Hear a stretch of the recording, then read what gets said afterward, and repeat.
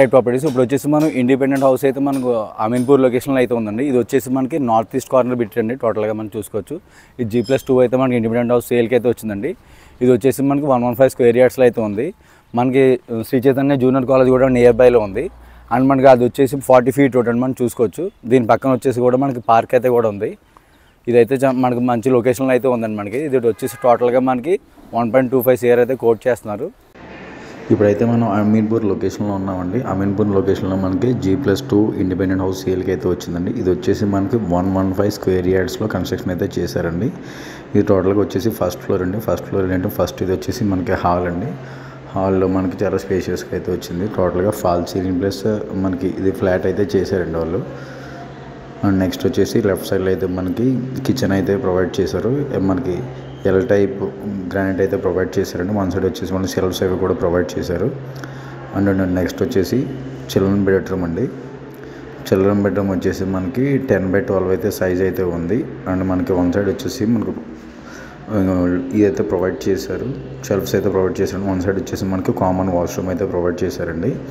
And next వచ్చేసి master bedroom అండి. Master bedroom వచ్చేసేటప్పటికి మనకి వన్ సైడ్ వచ్చేసి షెల్ఫ్స్ అయితే ప్రొవైడ్ చేశారండి. ఇది 12/14 సైజ్ వస్తుందండి సేఫ్టీ. అండ్ రైట్ సైడ్లో మనకి అటాచ్డ్ వాష్రూమ్ అయితే ప్రొవైడ్ చేశారు.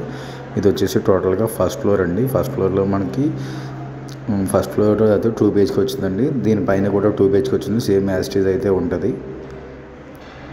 ఇది వచ్చేసి మనం టోటల్గా 2750 SFTలో అయితే మనకి SFT అయితే కన్స్ట్రక్షన్ చేశారండి టోటల్గా మనకి. అండ్ నెక్స్ట్ వచ్చేసి గ్రౌండ్ ఫ్లోర్కి వెళ్దామండి. గ్రౌండ్ ఫ్లోర్లో అయితే మనకి 1 BHK కూడా ఉంది. 1 BHK మనకి ఫస్ట్ పార్కింగ్ వచ్చేసి నెక్స్ట్ వచ్చేసి మనకి 1 BHK అయితే కన్స్ట్రక్షన్ చేశారండి. ఇది వచ్చేసి నార్త్ ఈస్ట్ కార్నర్ బిట్ అండి ఈ కన్స్ట్రక్షన్ అయితే.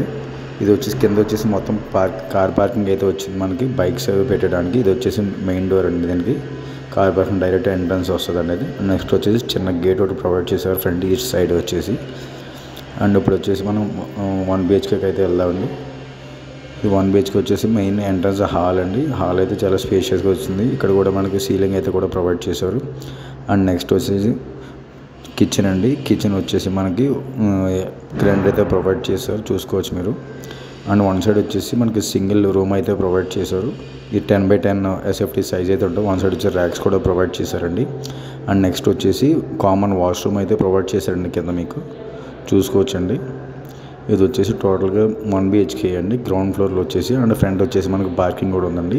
ఇది వచ్చేసి టోటల్గా 2750 SFTలో అయితే కన్స్ట్రక్షన్ చేశారండి. నార్త్ ఈస్ట్ కార్నర్ పెట్టి 115 స్క్వేర్ యార్డ్స్లో అయితే కన్స్ట్రక్షన్ చేశారు.